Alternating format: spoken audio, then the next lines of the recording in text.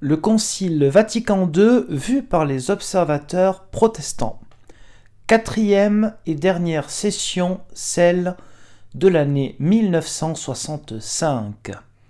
Nous arrivons donc à la dernière année, les derniers mois de ce concile.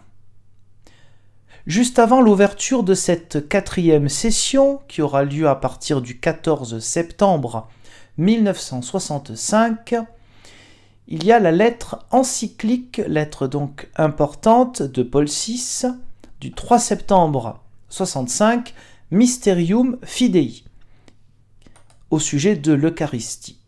Cette lettre apparaît entre autres, toujours par les observateurs protestants à l'interprétation. Les commentaires que je donne reprennent à chaque fois de ce que les observateurs protestants de l'époque ont écrit. Donc cette lettre, juste avant l'ouverture du concile pour sa dernière session, donc quelques jours avant le 14 septembre, le 3, lettre Mysterium Fidei de Paul VI, cette lettre apparaît entre autres comme un recadrement.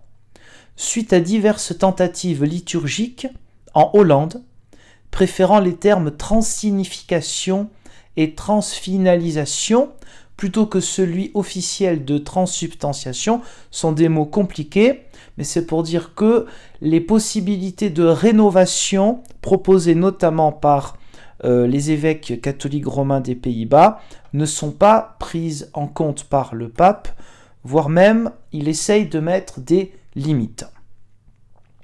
La quatrième session va donc s'ouvrir le 14 septembre 1965.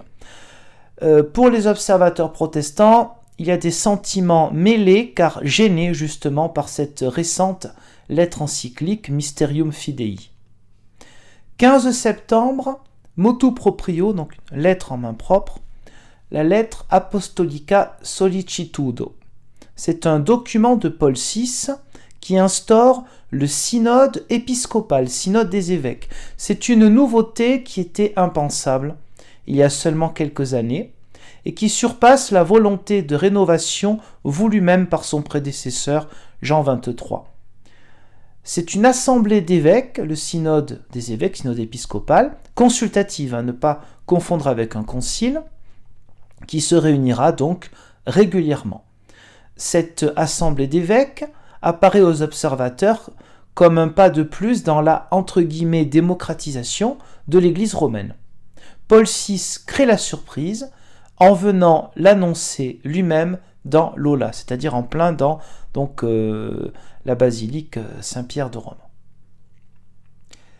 Le débat sur la liberté religieuse continue, donc en ce 15 septembre 65. Ce thème attire depuis longtemps l'attention des observateurs, bien évidemment, et du côté catholique romain, particulièrement par les évêques des États-Unis d'Amérique. Ce document a été élaboré prioritairement par le Secrétariat pour l'unité des chrétiens. Il devrait avoir des incidences concrètes dans le monde, notamment dans les pays comme l'Espagne, où le protestantisme est encore plus ou moins persécuté. Contestation et divergences paveront ce débat. Il est clair que les divergences entre les pères conciliaires s'expliquent par leur provenance géographique, où les réalités des rapports de force entre leur Église et l'État ne se ressemblent guère. Écoutons le pasteur français Hébert Roux. Il est incontestable que, dans le débat sur la liberté religieuse, certains évêques des pays de l'Est allaient jusqu'à soutenir que le régime de la séparation de l'Église et de l'État devait être aujourd'hui considéré comme seul acceptable, tandis que d'autres, parmi lesquels en premier lieu des évêques espagnols ou italiens, soutenaient avec rigueur la thèse du régime concordataire, seul susceptible à leurs yeux de garantir les droits inaliénables de la vérité catholique. Fin de citation. 4 octobre 65, Paul VI part à l'Assemblée plénière des Nations Unies, à New York. La présence, plus encore que le discours de Paul VI aux Nations Unies, médiatise le message de l'Église romaine pour le monde. 11 octobre, haro papal sur le célibat ecclésiastique. Une fois n'est pas coutume, Paul VI intervient personnellement pour interdire la discussion publique sur le célibat, mettant un terme à toutes sortes de possibilités évoquées par certains évêques, notamment d'Amérique du Sud. 16 octobre, la déclaration sur les Juifs est adoptée. Après bien des divisions pénibles, suite aux menaces de gouvernements de pays arabes, la déclaration sur les Juifs est enfin adoptée et recueille généralement des sentiments plutôt positifs de la part finalement du judaïsme, mais aussi du secrétaire général du Conseil œcuménique des Églises, Wilhelm Wissert-Ruft. Je cite « Nous sommes heureux que le Concile ait adopté la déclaration car elle exprime clairement la vérité biblique, qui a été cachée dans toutes les Églises, selon laquelle c'est par le peuple juif que la révélation divine est venue d'abord aux hommes et que le lien profond qui existe entre les Juifs et les chrétiens ne doit pas être seulement un souvenir, mais une réalité. L'antisémitisme est donc un démenti à la foi chrétienne elle-même. Le Conseil œcuménique des Églises a voulu exprimer cela lors de la conférence de 1961 à la Nouvelle-Delhi. Fin de citation. 28 octobre, continuons cette quatrième et dernière grande session de Vatican II, 28 octobre 65, donc promulgation de plusieurs textes, parmi lesquels le décret sur la charge pastorale des évêques dans l'Église, décret intitulé Christus Dominus. Alors comme pour l'ensemble de l'esprit et de la lettre de Vatican II, les observateurs apprécient dans ce texte le côté moins juridique, plus avancé en langage et préoccupations pastoraux, et avec une tendance œcuménique. Quelques extraits de ce texte, le préambule, extrait du paragraphe 2, donc de la déclaration Christus Dominus. Les évêques, eux aussi, établis par le Saint-Esprit, succèdent aux apôtres. Comme pasteurs des âmes, ils ont été envoyés pour assurer, en union avec le souverain pontife et sous son autorité, la pérennité de l'œuvre du Christ, pasteur éternel. Fin de citation. Alors la notion de succession apostolique, telle qu'elle est véhiculée par l'Église romaine, ne correspond pas à l'histoire de l'Église primitive. Elle pose bien sûr problème aux chrétiens de la Réforme. Écoutons le révérend Warren Quanbeck, professeur de théologie au séminaire luthérien de Saint-Paul dans l'État du Minnesota aux États-Unis d'Amérique. Dans le Nouveau Testament, les termes d'ancien et d'évêque sont interchangeables et s'appliquent indifféremment au même groupe de chefs d'Église. Si nous voulons parler des successeurs des apôtres, il n'y a aucune raison théologique de limiter cette fonction à ceux que l'on appelle aujourd'hui les évêques.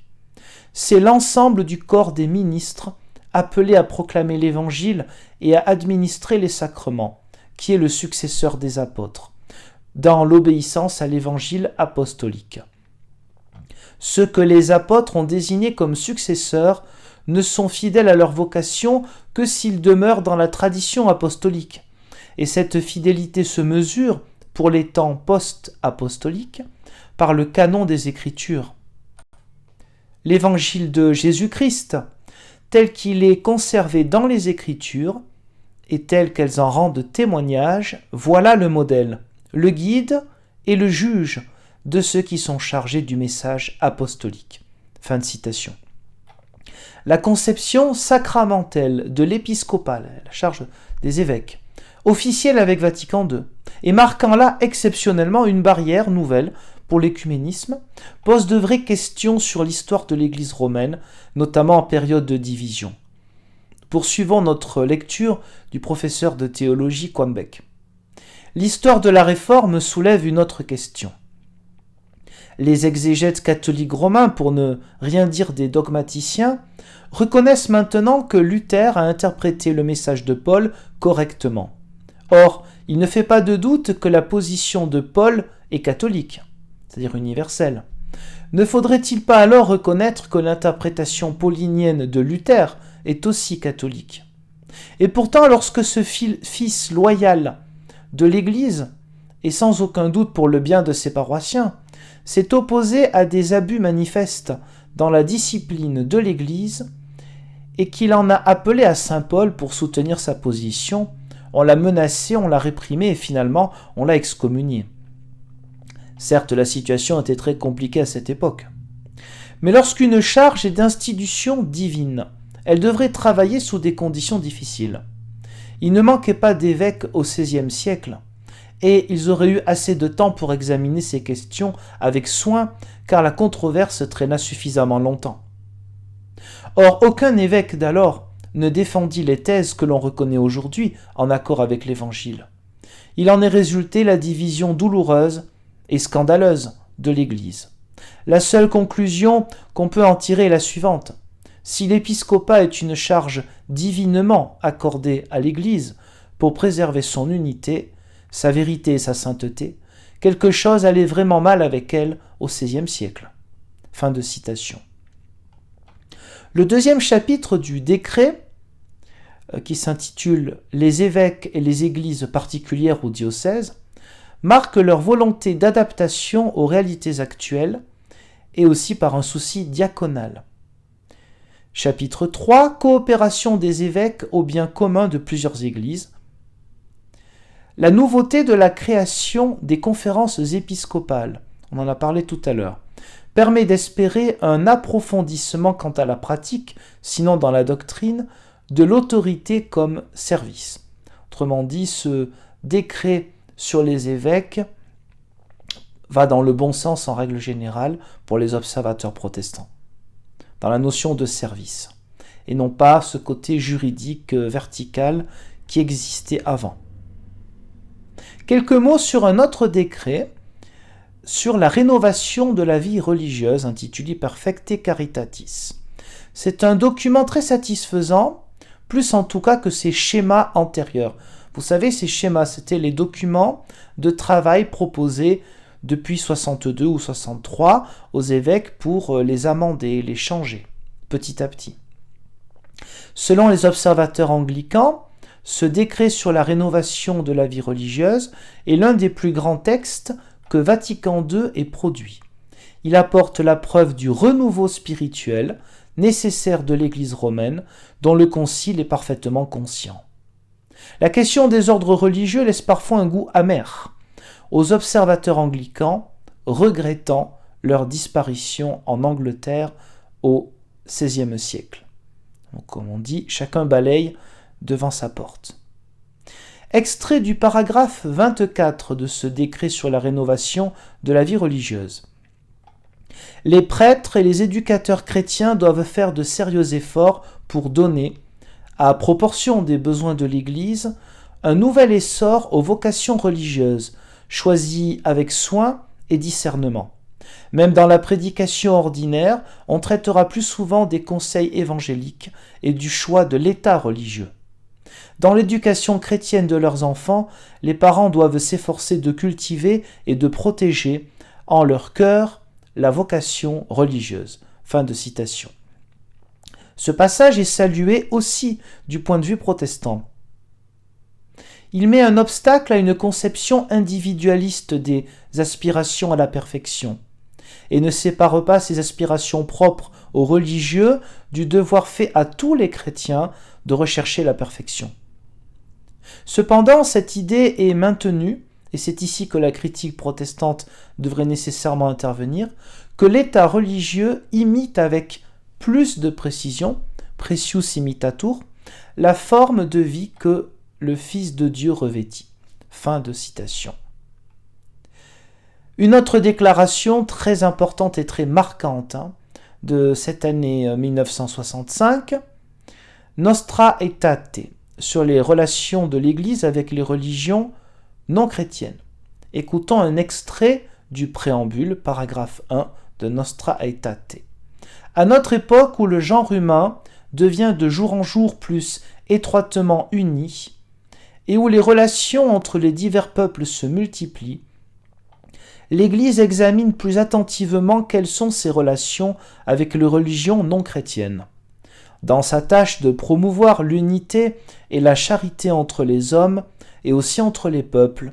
Elle examine ici d'abord ce que les hommes ont en commun et qui les pousse à vivre ensemble leur destinée. Tous les peuples forment en effet une seule communauté. Ils ont une seule origine, puisque Dieu a fait habiter tout le genre humain sur toute la face de la terre. Ils ont aussi une seule fin dernière, Dieu, dont la providence, les témoignages de bonté et les desseins de salut s'étendent à tous, jusqu'à ce que les élus soient réunis dans la cité sainte, que la gloire de Dieu illuminera et où tous les peuples marcheront à sa lumière. Fin de citation du préambule de Nostra Aetate. Pour la première fois, l'Église romaine s'adresse, et fraternellement, en reprenant de diverses religions, les aspects communs et positifs. Donc pour la première fois, l'Église romaine s'adresse aux grandes communautés religieuses du monde, islam, bouddhisme, hindouisme et bien sûr le judaïsme qui a la plus grande place. La déclaration est saluée par les observateurs anglicans comme, je cite, « un document admirable, car en si peu de mots, 1117 mots, il arrive à condenser des choses importantes sur diverses religions. » Fin de citation. Un autre décret, celui sur la formation des prêtres, Optatam totius ecclesiae renovationem. Ce décret ne semble pas avoir trop intéressé les observateurs, même s'il apparaît comme assez pédagogique. Avançons maintenant donc toujours dans cette 4e session du Concile Vatican II. Nous sommes désormais au mois de novembre 65, entre le 9 et le 12 novembre, un débat sur les indulgences. Alors la question des indulgences est remontée au Concile et a bien entendu suscité une grande émotion, si ce n'est la consternation des observateurs protestants, tout aussi bien que les pères conciliaires, au sujet d'une pratique qui rappelle des périodes un peu obscures, notamment la corruption de l'Église romaine au temps de Luther. Alors, pour information ou rappel, qu'est-ce qu'une indulgence ? Là, je vous cite donc le numéro 1471 du catéchisme de l'Église catholique. Définition officielle. La doctrine et la pratique des indulgences dans l'Église sont étroitement liées aux effets du sacrement de pénitence. L'indulgence est la rémission devant Dieu de la peine temporelle due pour les péchés dont la faute est déjà effacée. Rémission que le fidèle bien disposé obtient à certaines conditions déterminées par l'action de l'Église, laquelle, en tant que dispensatrice de la rédemption, distribue et applique par son autorité le trésor des satisfactions du Christ et des saints. L'indulgence est partielle ou plénière, selon qu'elle libère partiellement ou totalement de la peine temporelle due pour le péché. Tout fidèle peut gagner des indulgences pour soi-même ou les appliquer aux défunts. Fin de citation du numéro 1471 du catéchisme de l'Église catholique. Alors, la doctrine des indulgences, comme vous l'avez compris, existe toujours aujourd'hui. Elle sera conservée avec des précautions de langage au moment du concile pour éviter de les comprendre comme une quantification de remise de peine au purgatoire, mais rien ne convaincra les observateurs protestants. Pas plus à l'époque qu'aujourd'hui. 18 novembre 1965, 2 autres textes conciliaires sont promulgués. Le décret sur l'apostolat, c'est-à-dire l'envoi, la mission des laïcs, Apostolica Mactuositatem. Ce document n'apparaît pas particulièrement utile à la rénovation de l'Église. Il montre cependant le souci de l'Église catholique romaine de considérer ces laïcs autrement que comme un simple troupeau passif, comme on a pu voir déjà dans la Constitution sur la liturgie, Sacrosanctum Concilium du 4 décembre 63, il y a déjà des avancées depuis 1962-63 sur le fait que les laïcs dans l'Église catholique romaine sont considérés comme des gens responsables. Cela est particulièrement apprécié, bien sûr, par les observateurs protestants. Un texte plus théologique, dirons-nous, est très important, fondamental maintenant, qui est promulgué le 18 novembre 1965, Dei Verbum, le texte qui est une constitution dogmatique sur la révélation divine. Alors la place de l'écriture est désormais plus clairement établie, avec une approche plus moderne. Ce document va réjouir les observateurs protestants, des portes se sont ouvertes. Le Concile revalorise l'écriture en tant que parole de Dieu. Cependant, il n'engage pas assez la responsabilité des chercheurs. Écoutons quelques extraits. Chapitre 2, la transmission de la révélation divine, extrait du paragraphe numéro 9. La Sainte Tradition et la Sainte Écriture sont donc reliées et communiquent étroitement entre elles, car toutes deux, jaillissant de la même source divine, ne forment pour ainsi dire qu'un tout et tendent à une même fin. En effet, la Sainte Écriture est la parole de Dieu, en tant que, sous l'inspiration de l'Esprit divin, elle est consignée par écrit. Quant à la Sainte Tradition, elle porte la parole de Dieu, confiée par le Christ Seigneur et par l'Esprit Saint aux apôtres, et la transmet intégralement à leurs successeurs pour que, illuminés par l'Esprit de vérité, en la prêchant, ils la gardent, l'exposent et la répandent avec fidélité. Il en résulte que l'Église ne tire pas de la seule Écriture sainte sa certitude sur tous les points de la révélation. C'est pourquoi l'une et l'autre doivent être reçues et vénérées avec un égal sentiment d'amour et de respect. Fin de citation. Les liens entre tradition et écriture changent la perspective, communément reçue après le Concile de Trente, ce concile de la Réforme catholique ou contre-réforme 1545-1563, selon laquelle l'écriture comme la tradition auraient toutes deux été source de la révélation. Du moins, ça avait été interprété comme ça après. Ce n'est pas exactement ce que disait le Concile de Trente. Mais c'était compris généralement de cette manière-là. Désormais, l'accent est mis sur la parole de Dieu vivant à travers les deux. Cela appelle évidemment quelques questions, notamment le développement des liens entre les deux. Écoutons les extraits de ce que disent les observateurs protestants. À cet égard, on peut bien dire aussi, comme le fait le numéro 9, que la tradition sacrée et la Sainte Écriture possèdent d'étroites liaisons et communications entre elles. Nous aussi, nous pouvons le dire. Malheureusement, le Concile n'a pas défini la nature de ces liens et communications. Il s'est borné à juxtaposer l'Écriture, parole de Dieu écrite, et la tradition sacrée, parole de Dieu confiée aux apôtres comme découlant de la même source divine. En quoi diffère-t-elle ?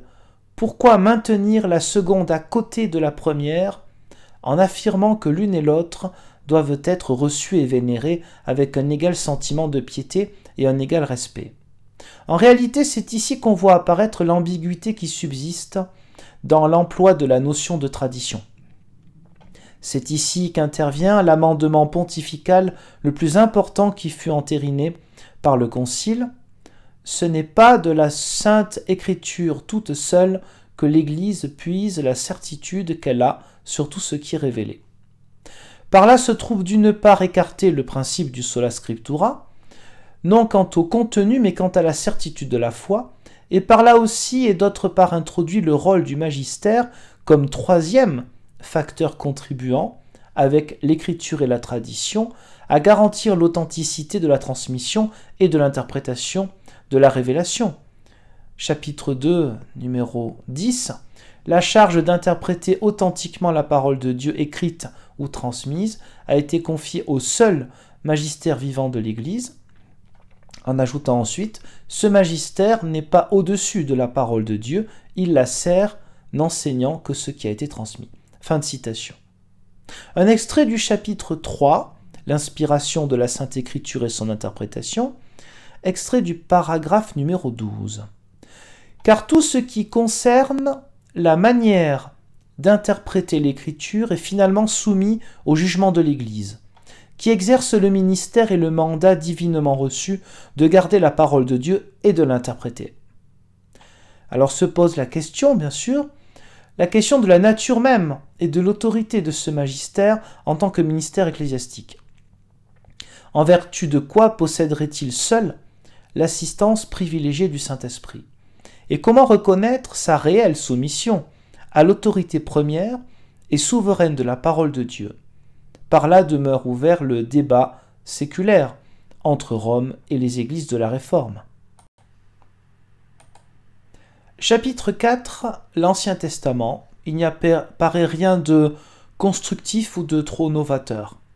Chapitre 6, la Sainte Écriture dans la vie de l'Église. Donc nous sommes toujours dans cette constitution dogmatique Dei Verbum, sur l'Écriture sainte entre autres.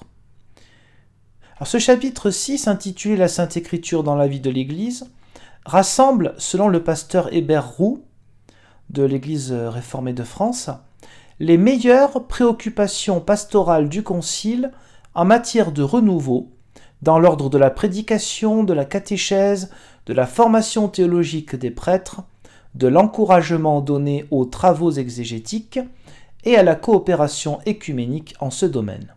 Ici, la prééminence est nettement accordée à l'écriture, bien plus la seconde se trouve de fait subordonnée à tradition, subordonnée à la première. Du coup, quelle cohérence entre chapitre 2 et chapitre 6? Exemple précis, il faut que toute la prédication ecclésiastique, comme la religion chrétienne elle-même, soit nourrie et régie par la Sainte Écriture. Fin de citation. Cette phrase implique elle aussi une prééminence donc de l'écriture par rapport à la tradition. L'écriture n'est donc tout de même pas située sur le même plan que la tradition, comme semblait le laisser entendre le chapitre 2e que nous avons entendu tout à l'heure. Il y a donc ici, dans ce chapitre numéro 6, des déclarations qui nous rapprochent complètement dans notre attitude commune à l'égard de la Bible. D'autres événements, ce 18 novembre 1965, Paul VI annonce l'ouverture du procès en béatification pour devenir éventuellement bienheureux. Donc procès en béatification de Pie XII et de Jean XXIII, qui est, selon les observateurs luthériens, un coup de maître diplomatique. Cela démontre une fois de plus combien Paul VI cherche à écouter tous les courants de son Église, Pie XII et son successeur Jean XXIII, représentant des tendances, des accents, des priorités légèrement différentes. 1er décembre 1965, un sujet difficile qui marque une fois de plus l'impatience, si ce n'est l'exaspération, des observateurs protestants et aussi orthodoxes, c'est celui des mariages mixtes. Une dizaine d'observateurs envoient une lettre au pape. 4 décembre, célébration écuménique à Saint-Paul-hors-les-Murs. Dans cette basilique, où tout a commencé le 25 janvier 1959 par l'annonce d'un futur concile, se retrouvent ce 4 décembre 1965 les observateurs non catholiques et Paul VI, pour un temps écuménique, divers liturgiquement et linguistiquement très riche en signification. Au lieu d'entendre le chant traditionnel Tu es Petrus, tu es Pierre, l'assemblée chante le psaume 27, l'Éternel est ma lumière et mon salut. Le discours du pape fit une forte impression, si bien que les observateurs, qui après 4 ans de concile ont acquis des réflexes italiens, ont applaudi Paul VI quand il eut terminé. Fin de citation des réflexions écrites d'observateurs protestants.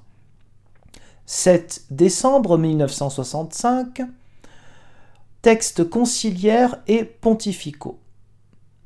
Cette journée est extrêmement riche en événements et symboles, à commencer par la bulle pontificale, le texte Ambulate in dilectione, effaçant de la mémoire de l'Église catholique l'excommunication du patriarche de Constantinople en 1054. 1054 donc qui marquait la rupture entre les églises d'Occident et d'Orient, qu'on appellera plus tard Église catholique romaine et Église orthodoxe, pour faire vite. Une rencontre avec le représentant du patriarche Athénagoras, avec lequel Paul VI avait célébré un temps d'unité à Jérusalem en janvier 64, s'accompagne d'une déclaration commune, lue le même jour au Vatican et à, entre guillemets, Constantinople, ça s'appelle Istanbul, mais pour l'Église orthodoxe, ça s'appelle toujours Constantinople, un événement significatif et porteur pour les observateurs, notamment anglicans, d'un espoir qu'un jour, il en sera de même pour la levée de l'excommunication d'Élisabeth Ier par Saint Pie V, en 1570. Le Saint-Office est réformé par le motu proprio, la lettre Integre Servande, et se nommera désormais la Congrégation pour la doctrine de la foi, un premier pas prudent dans le sens de la réforme de la curie. Le pape proclame aussi un jubilé de 6 mois, qui va irriter bien sûr les observateurs, lorsqu'il déclare, entre guillemets, « libre de toute censure et de punition ecclésiastique durant cette période, ceux qui lisent ou possèdent des livres écrits par des apostats, hérétiques et schismatiques. » Fin de citation. Écoutons les observateurs luthériens. Avec la plus grande consternation, on prit connaissance de ce que des indulgences partielles et plénières sont de nouveau offertes, exactement comme si une discussion sur cette question n'avait jamais eu lieu. La terminologie dont il est fait usage pour décrire les facultés spéciales dont disposent les confesseurs produit, elle aussi, un effet déconcertant. Cette dissonance intolérable, on peut bien l'interpréter encore en la minimisant comme une reprise inconsidérée de dispositions antérieures associées au jubilé. Mais en même temps, elle montre combien vastes sont les domaines qui se sont fermés jusqu'ici à l'esprit œcuménique. Fin de citation. Décret sur le ministère et la vie des prêtres. Presbyterium Ordinis. L'influence de la Constitution sur l'Église, vous savez, ce texte fondamental, Lumen Gentium, qui est la colonne vertébrale de Vatican II, donc l'influence de cette Constitution sur l'Église, qui a été promulguée le 21 novembre 64, donc l'année précédente, est très présente, notamment pour le thème désormais consacré du peuple de Dieu. Une conception moins hiérarchique se dégage et répond d'une certaine façon aux aspirations même de la Réforme.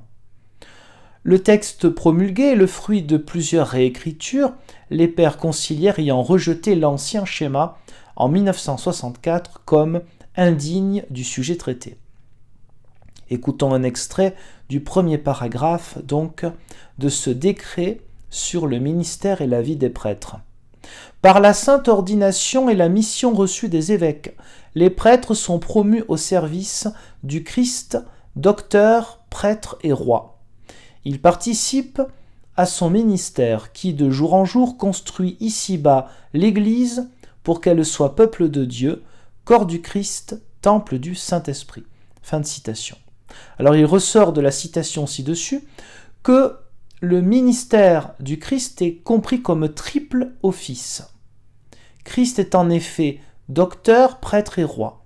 Cette structure tripartite n'a été introduite en théologie catholique qu'au siècle dernier, c'est-à-dire pour là parler bien sûr du XIXe siècle, alors qu'elle a au contraire joué un rôle prépondérant dans la christologie de l'orthodoxie protestante, c'est-à-dire pour expliquer dans la manière de dire qui est Jésus-Christ dans un protestantisme assez conservateur.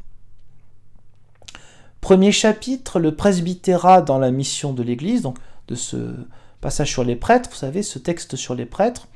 Paragraphe numéro 3. Par leur vocation et leur ordination, les prêtres de la Nouvelle Alliance sont, d'une certaine manière, mis à part au sein du peuple de Dieu.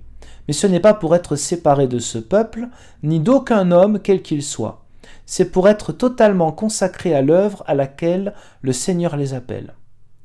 Alors cela pose la question suivante, comment concilier avec cette affirmation l'idée d'une différence essentielle dans son essence entre laïc et prêtre?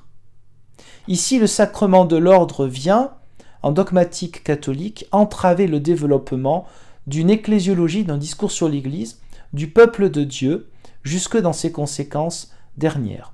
Autrement dit, considère que ce genre de texte ne va pas assez loin sur la notion de peuple de Dieu. Un autre décret est promulgué sur l'activité missionnaire de l'Église, le décret Ad Gentes. Le décret sur l'activité missionnaire de l'Église suit bien évidemment la Constitution sur l'Église, puisque la mission est le fondement de l'Église. L'Église est ainsi l'Église de la mission. Il semble cependant ne pas être assez réaliste sur la situation actuelle, c'est-à-dire actuelle en 1965, de la mission, et partage vraisemblablement cette lacune avec toutes les autres doctrines missionnaires. Extrait du paragraphe 7 du décret Ad Gentes. C'est ainsi qu'enfin s'accomplit vraiment le dessein du Créateur, formant l'homme à son image et à sa ressemblance, quand tous ceux qui participent à la nature humaine, une fois qu'ils auront été régénérés dans le Christ par le Saint-Esprit, reflèteront ensemble la gloire de Dieu. Référence à 2 Corinthiens 3,18, et pourront dire notre Père.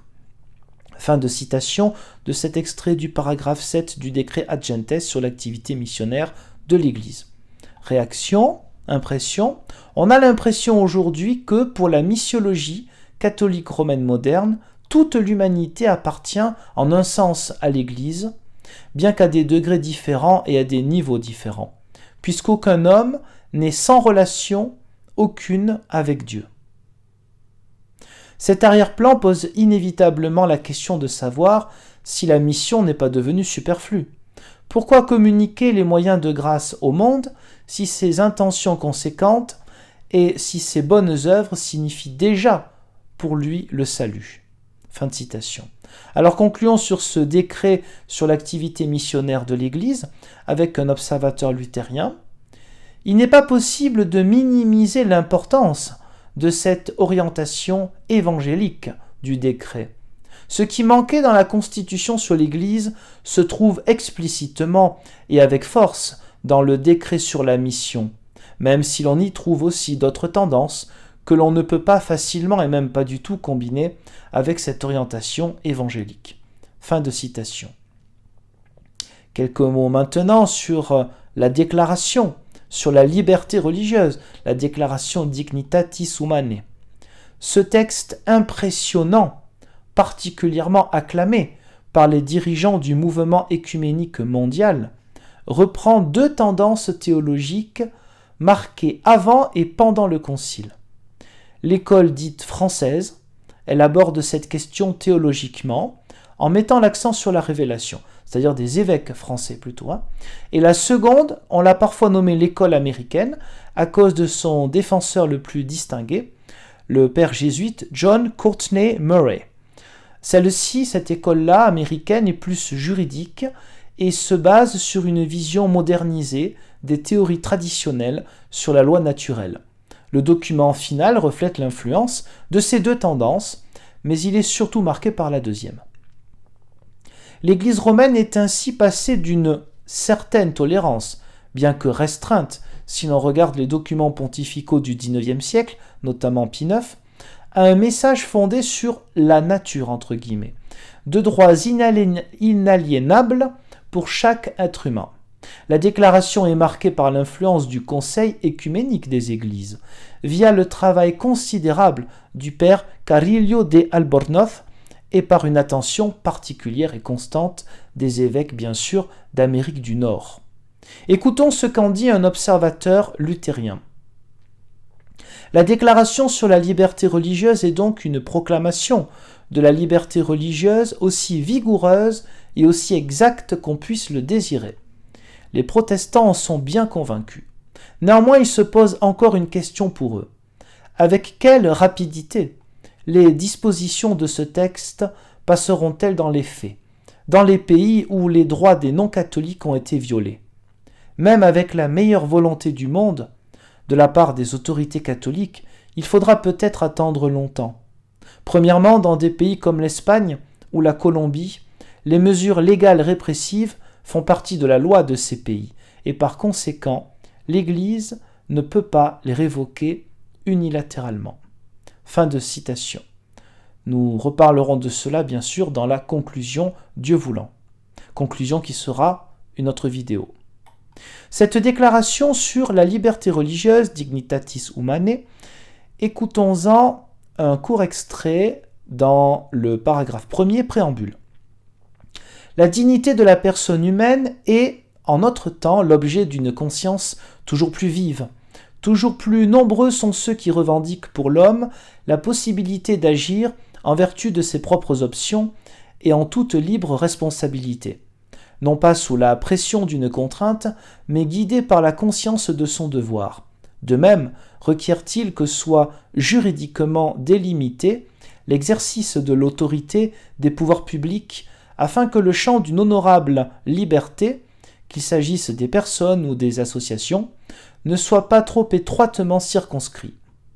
Cette exigence de liberté dans la société humaine regarde principalement les biens spirituels de l'homme et au premier chef ce qui concerne le libre exercice de la religion dans la société. Fin de citation. Nous retrouvons ici la postérité des discours et de la volonté d'un homme, Jean 23, cherchant à dire avec les mots d'aujourd'hui, les mots des années 60, l'enseignement ancien de son Église. Le ton est pastoral, la mise à jour réelle, aggiornamento, pour ne pas dire la contradiction avec les formules condamnées donc par Pie IX en 1864, c'est-à-dire qu'on trouve dans ce genre de passage, presque mot pour mot, le contraire que ce que disait et proclamait le pape Pie IX 100 ans avant. Chapitre 1er de la déclaration Dignitatis Humanae. Chapitre 1er, doctrine générale sur la liberté religieuse. Écoutons un extrait du paragraphe 4. Les communautés religieuses ont également le droit de ne pas être empêchées par les moyens législatifs ou par une action administrative du pouvoir civil de choisir leurs propres ministres, de les former, de les nommer, de les déplacer, de communiquer avec les autorités ou communautés religieuses résidant dans d'autres parties du monde, de construire des édifices religieux ainsi que d'acquérir et de gérer les biens dont ils ont besoin. Fin de citation. Alors tous ces principes peuvent éclairer d'autres églises, telle la communion anglicane, où certains d'entre eux, localement, certains principes ne sont pas encore appliqués, reconnaissent des observateurs protestants. Paragraphe 6 de la Déclaration sur la liberté religieuse, un extrait. C'est pour tout pouvoir civil un devoir essentiel que de protéger et promouvoir les droits inviolables de l'homme. Le pouvoir civil doit donc, par de justes lois et autres moyens appropriés, assumer efficacement la protection de la liberté religieuse de tous les citoyens et assurer des conditions favorables au développement de la vie religieuse, en sorte que les citoyens soient à même d'exercer effectivement leurs droits et de remplir leurs devoirs religieux, et que la société elle-même jouisse des biens de la justice et de la paix, découlant de la fidélité des hommes envers Dieu et sa sainte volonté. Fin de citation. Alors, il manque pourtant toujours à ce moment-là une législation canonique pour les mariages mixtes. Cela viendra à partir de 1966. Dans un tel document destiné à être appliqué dans des conditions très différentes à travers le monde, il n'est bien sûr pas possible de préciser concrètement ce que cela signifie, conditions favorables au développement de la vie religieuse. Mais on peut se demander si les droits des non-religieux, droits des gens qui seraient athées ou agnostiques, ne sont pas négligés ici. Certains éléments de ce paragraphe correspondent à des idées vraiment nouvelles, si ce n'est révolutionnaire pour l'Église romaine. Je cite, « Il est remarquable de constater que pour l'Église catholique, être une Église établie est permis, mais que cela n'est pas forcément désirable pour elle-même comme pour d'autres Églises. » Donc formule révolutionnaire selon le point de vue des observateurs protestants. Chapitre 2, la liberté religieuse à la lumière de la révélation, extrait du paragraphe 11. Dieu, certes, appelle l'homme à le servir en esprit et en vérité. Si cet appel oblige l'homme en conscience, il ne le contraint donc pas. Dieu en effet tient compte de la dignité de la personne humaine qu'il a lui-même créée et qui doit se conduire selon son propre jugement et jouir de sa liberté. Cela est apparu au plus haut point dans le Christ Jésus, en qui Dieu s'est manifesté lui-même pleinement et a fait connaître ses voies. Le Christ en effet, notre Maître et Seigneur, doux et humble de cœur, a invité et attiré ses disciples avec patience. » Fin de citation. Le document final satisfait les observateurs, car dépourvu d'auto-justification, ce qui était le cas pour les schémas précédents, les textes qui n'ont pas encore été amendés, qui n'étaient pas travaillés jusqu'à arriver au texte final. L'humilité, la prudence et la douceur sont part intégrante de Vatican II en général et en certains détails comme ici dans ce paragraphe numéro 7. Écoutons un petit extrait maintenant du paragraphe numéro 12. Bien qu'il y ait eu parfois dans la vie du peuple de Dieu, cheminant à travers les vicissitudes de l'histoire humaine, des manières d'agir moins conformes, bien plus même contraires à l'esprit évangélique, l'Église a cependant toujours enseigné que personne ne peut être amené par contrainte à la foi. Fin de citation. Nous nous trouvons ici face à une faiblesse de la déclaration. Ce document, en effet, ne reconnaît qu'indirectement les fautes commises dans le passé par l'Église contre la liberté religieuse et il minimise de ce fait les modifications radicales qu'apporte l'enseignement actuel de l'Église. Un observateur luthérien rappelle les responsabilités partagées par toutes les Églises. Nous oublions trop facilement que les Églises de la Réforme ont aussi adopté la position infamante du Code de Théodose 380 pendant la première période de leur existence. Nous oublions que bien de nos églises n'ont accepté la liberté religieuse qu'à contre-cœur. Elles y furent contraintes du dehors, le plus souvent à la suite de certaines modifications sociales purement profanes. Nous ne pouvons pas faire les orgueilleux car nos églises ont cédé à ces pressions bien plus facilement que les catholiques. À cause de leur faiblesse, de leur petitesse et de leur manque de structure, elles n'ont pas pu résister avec autant de persévérance que l'Église catholique. Fin de citation qui nous montre une fois de plus l'un des fruits des dialogues écuméniques, et par exemple l'un des fruits de Vatican II, c'est que les représentants des diverses églises protestantes ont pu interpeller les baptisés de nos églises protestantes sur la question de notre propre remise en cause et de notre propre histoire. Chapitre 14, petit extrait donc, on est toujours sur la liberté religieuse. Mais les fidèles du Christ, pour se former la conscience, doivent prendre en sérieuse considération la doctrine sainte et certaine de l'Église. De par la volonté du Christ, en effet, l'Église catholique est maîtresse de vérité. Sa fonction est d'exprimer et d'enseigner authentiquement la vérité qui est le Christ en même temps que de déclarer et de confirmer, en vertu de son autorité, les principes de l'ordre moral découlant de la nature même de l'homme. Fin de citation. Alors ce paragraphe 14, lui, donne une idée un peu passive du fidèle, contrairement à ce que nous avons dit tout à l'heure sur le rôle des laïcs, qui ont beaucoup plus de poids, de responsabilité dans plusieurs textes de Vatican II. On a l'impression qu'il n'a qu'à être soumis, ici dans ce paragraphe 14. Concluons avec le pasteur Roux par des extraits d'un document que lui avaient demandé des évêques français. Je cite donc le pasteur Roux. « Il est bien évident qu'on ne trouve pas dans l'Écriture une définition quelconque de cette liberté du point de vue philosophique ou juridique. Mais est-ce là un usage correct de l'Écriture sainte ? Celle-ci n'est pas un recueil où puiser quelques citations littérales ou arguments de convenance. Elle est le lieu même de la révélation de Dieu aux hommes pour leur salut, c'est-à-dire du mystère de leur véritable relation avec Dieu.